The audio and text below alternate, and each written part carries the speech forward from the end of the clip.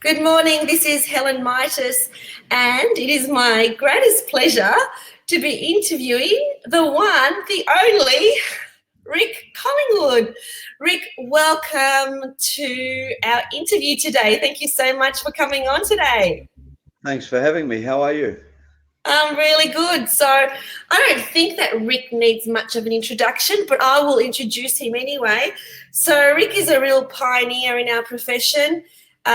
His career started 3 decades ago, where he was one of the first really in our profession that started to produce hypnosis audios where people from around the world could purchase, anything you needed, any topic, you could hear Rick's voice. And so many people have told me that they have purchased Rick's products in the past. And apart from that, he's got a training school, an esteem training school. And I've also done one of Rick's courses on mesmerism, which was fabulous. And Rick also is the hypnotist to many A-listers, such as, tell us, Rick, who have been your clients? Oh, many Mel Gibson, lots of sports people. There's a bit of what's the right word? Privacy. So you can lots of people in Hollywood for a few years. Yeah, a lot of them don't want to have their names broadcast, if you know what I mean. But yeah, they were exciting times. And so Rick's well known in that kind of A-list category for someone who gets the job done and helps them with whatever habits they had. And as you mentioned, because of privacy, he can't talk about it too much. But tell us about how you got into our amazing world of hypnotherapy and hypnosis. How did you do that? Well, many years ago, I was a manager for a big estate manager for a big car company, and I thought it was time for a change. I didn't want to die of stress, so I intended to be a counsellor. And I went off in Queensland to the Queensland Hypnosis Society 28 years ago and learned hypnosis. And I thought I was going to walk into a class and learn how to go sleep, give me all your money or whatever. But it wasn't. I'd never heard of this Milton Erickson guy.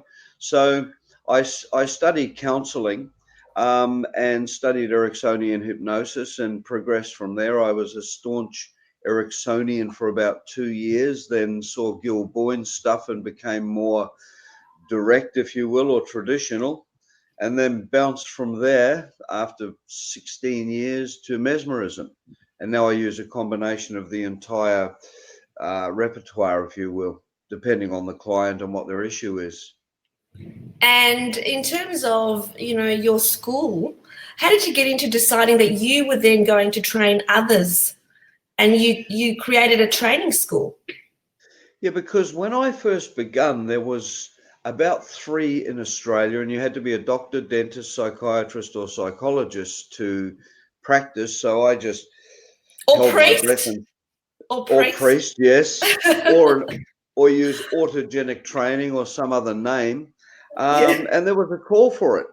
And I started a school in Brisbane. I used to get 10 to 12 students. Then I went on a current affair with my CDs. They were doing a test on weight loss and quit smoking.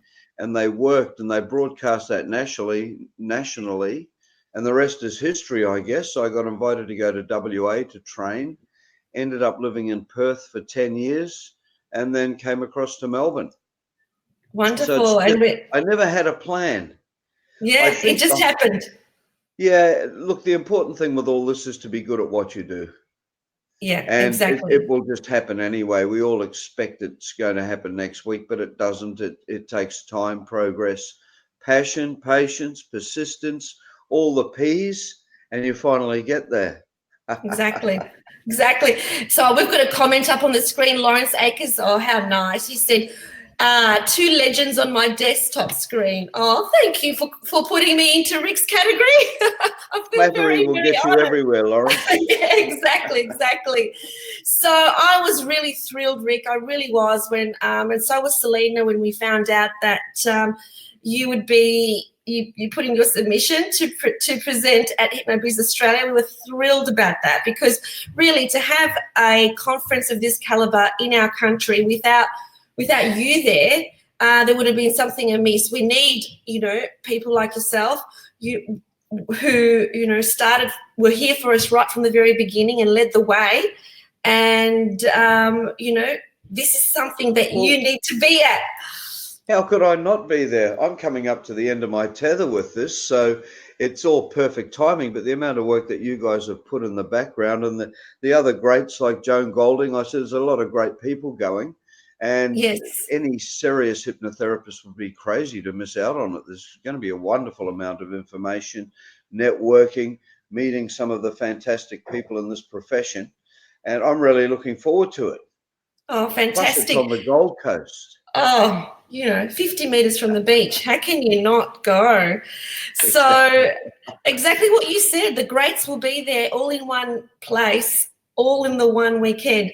So tell me about your topic, Rick, because it's fascinating. I have done the course of mesmerism with you, and it's really quite fascinating and quite different. So your presentation is about combining mesmerism with hypnotherapy, hypnosis, and what's the value in that for people that will see your presentation?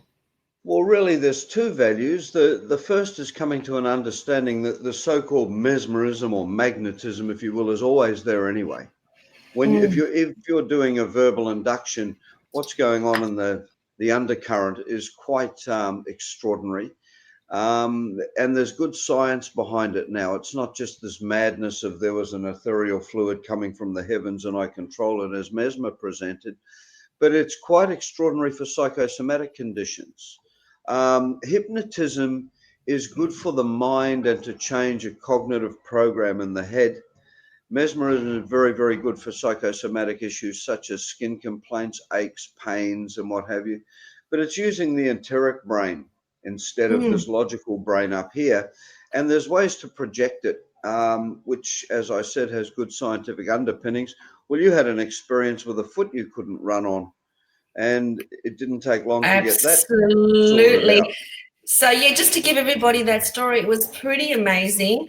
I had plantar fasciitis in my foot. Now, at the time, I was a runner, and so it was very important for me to be able to run. It was something that I did every day for my mental and physical health.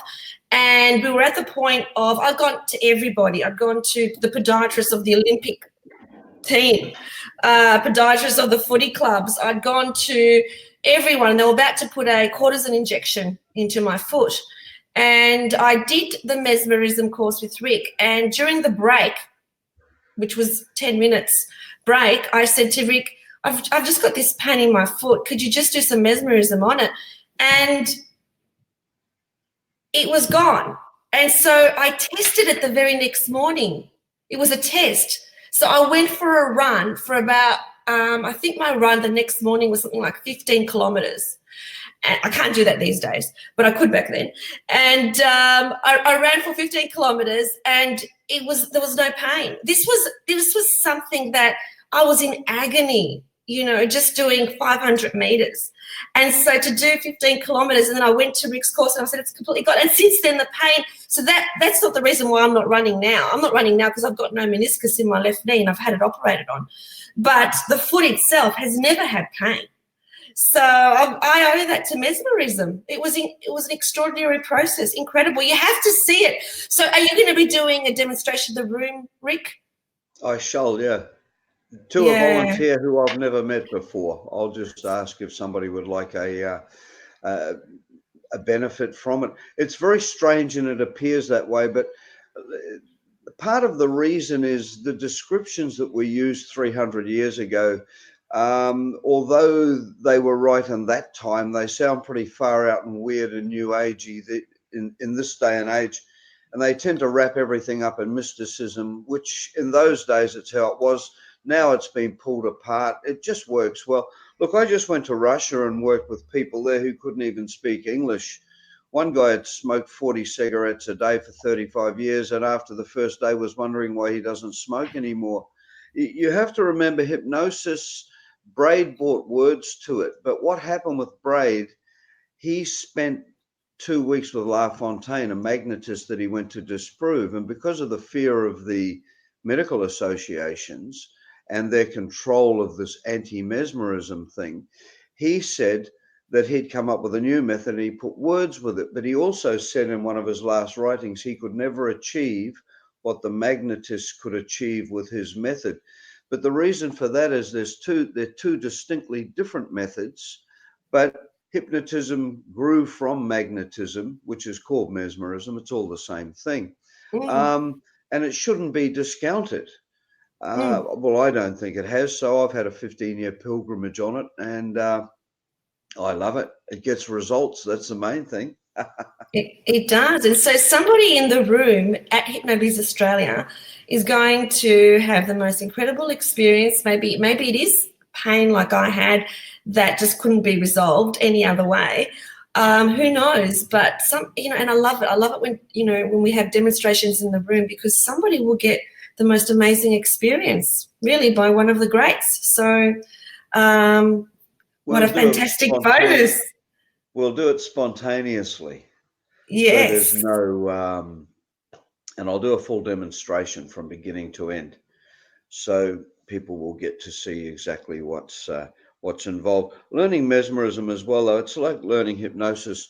You start with scripts and you get them embedded, and then you just develop it. There's a certain structure of learning mesmerism too, which you have to get your enteric brain switched on, for lack of a better term.